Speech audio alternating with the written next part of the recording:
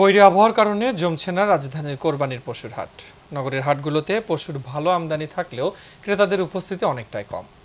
টানা বৃষ্টির কারণে ক্রেতা বিক্রেতাদের ভোগান্তি যেন চরমে। এদিকে পশুর চড়া মূল্য হাঁকানো হচ্ছে বলে অভিযোগ ক্রেতাদের। রাজধানীর কোরবানির পশুর হাটগুলো ঘুরে রিপোর্ট করছেন রিয়াজ সুমন। প্রতিকূল আবহাওয়া, অস্বাভাবিক মূল্য আর নগরীর বাসাবাড়িতে কয়েকদিন ধরে পশু রাখার মতো পর্যাপ্ত জায়গা না থাকার কারণেই এখনো জমে ওঠেনি রাজধানীর কুরবানির পশুর হাটগুলো। তার সাথে যোগ হয়েছে বৃষ্টি, জল আর কাদায় একেবারে মাখামাখি। কেনাবেচা তো দূরের কথা, স্বস্তিতে দাঁড়ানোরই উপায় নেই যেন।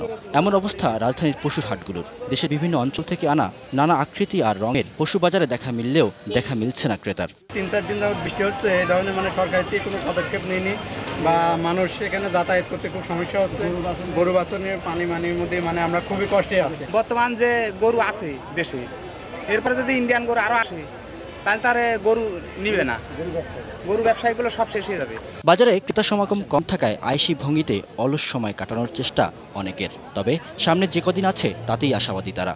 এখনো বাজার জমে নাই। এখন যে পর্যায়ে আছে তাতে আমরা যাদের কিনে আনছি তার চেয়েও কম বলতেছি ক্রেতারা। গত রাত্রে 3টে আসছে, এ পর্যন্ত কোনো ক্রেতা পায়নি।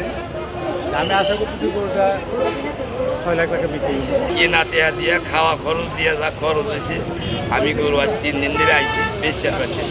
আর কুরবানির পশু কিনতে যে কজনই আসছেন না কেন, প্রত্যেকেরই অভিযোগ অস্বাভাবিক মূল্য হাঁকানোর চেষ্টা করছেন বিক্রেতারা। গত বছর যে গরুটা কিনছি আমি 40,000 টাকা দিয়ে, ওই গরু এখন 80, 85, 90, 70 এরকম দাম। এদিকে বৃষ্টি ভোগান্তিকে প্রাকৃতিক সমস্যা বলছেন সংশ্লিষ্টরা। অসুবিধা দূর করতে তারা নাকি কাজও করছেন সাধ্যমতো। সারাদিনই বৃষ্টি হচ্ছে, এখন ওই ক্ষেতের আছে, ক্ষেতের যে ওই নালা আটকে যায়, সকালে সিটি কর্পোরেশনের লোক আসে, আইসা ওইটা উঠে পরিষ্কার করে দিয়ে যায়। সারাদিন সিটি কর্পোরেশনের লোকজন থাকে না। ঈদের বাকি আর মাত্র কয়েকদিন। বাজারগুলোতে কুরবানি পশুর মোটামুটি সমাগম থাকলেও প্রাকৃতিক বৈরী আবহাওয়ার কারণে ক্রেতা সংকট রয়েছে বলে দাবি বিক্রেতাদের। রিয়াজ সুমন, 21 টেলিভিশন, ঢাকা।